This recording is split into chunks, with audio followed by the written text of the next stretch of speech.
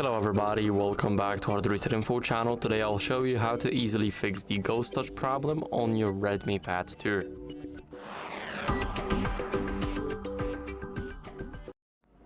So let's start off by removing our case and a screen protector. So if you have a case or a screen protector applied to your screen, then it's time to remove them.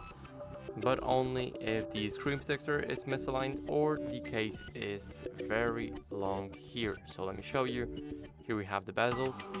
Now it should be this long, so only take a case when it's covering a part of the screen, because it can cause ghost touches appearing from here and you won't be able to use your tablet normally. So make sure that you remove the case and remove the screen protector if it's misaligned or poorly applied, or if it's just too thick.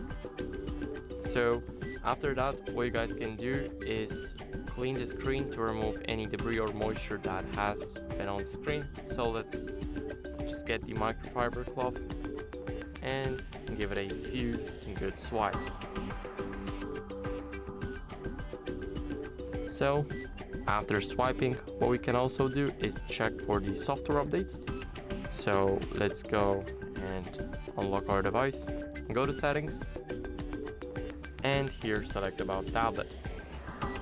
Now click on HyperOS and it will check automatically if you have any updates available regarding to your software.